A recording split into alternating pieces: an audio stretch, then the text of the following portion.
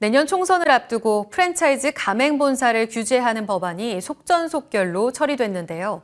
부작용을 면밀히 따질 시간이 부족했던 게 아니냐는 지적이 잇따르고 있습니다. 당장 바뀐 법에 따라 본사는 가맹계약 변경이나 공급 품목 등 주요 경영사항을 두고 가맹점주와 협의해야 하는데 현실을 외면한 강제 조항이 삽입되면서 정작 신제품 개발을 비롯한 프랜차이즈 본연의 경쟁력 강화 노력은 뒷전으로 밀려날 수밖에 없다는 우려입니다. 이충우 기자가 보도합니다. 최근 국회에서 기습처리 논란을 부른 가맹사업법 개정안은 가맹점주 단체 교섭 권한을 키우는 내용을 담고 있습니다. 가맹점주 단체가 가맹계약 변경 등 거래 조건에 대해 협의를 요청할 때 가맹본사가 응하지 않으면 시정조치 대상이 되는 것이 골자입니다.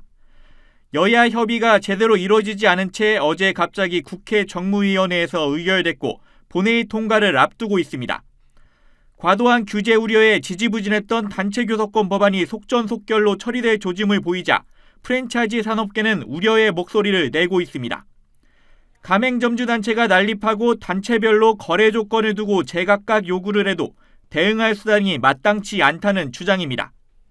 점주단체 등록 요건, 대표단체 선출 등 보완책이 마련되지 않으면 본사는 협상에 응하느라 시간을 다 버릴 것이라는 자조 섞인 반응이 터져 나오고 있습니다. 내년 총선을 앞두고 프랜차이즈 규제에 열을 내는 것은 정치권뿐만이 아닙니다. 원부재료 등 가맹점주가 가맹본사로부터 꼭 구입해야 하는 필수 품목에 대한 제도 개편안도 과속 논란에 휩싸였습니다. 공정거래위원회는 최근 필수 품목 종류나 단가 등 거래 조건을 바꿀 때마다 점주와 협의를 거치도록 한 가맹사업법 시행령 개정안을 입법 예고했습니다. 계약 변경 협의가 가맹본사 주 업무로 주객이 바뀌며 신제품 경쟁력 제고 등 본연 업무가 뒤로 밀릴 것이란 우려가 큽니다. 그 가격 산정 방식을 계약서에 기재하라는 거거든요.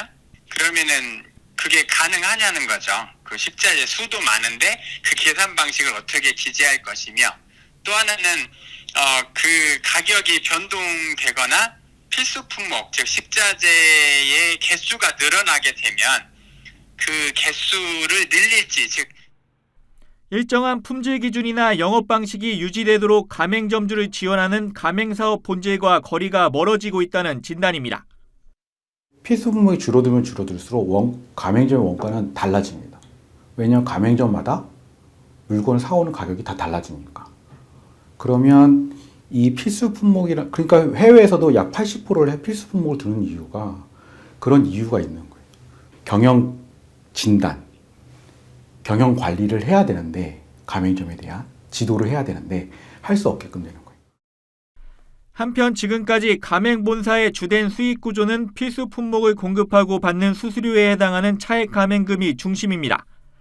더 늦기 전에 이 구조를 브랜드 로열티로 바꿔 가맹본사와 점주 간 갈등 해소의 실마리를 마련하는 논의도 병행해야 한다는 목소리가 나옵니다. 머니투데이 방송 이충우입니다.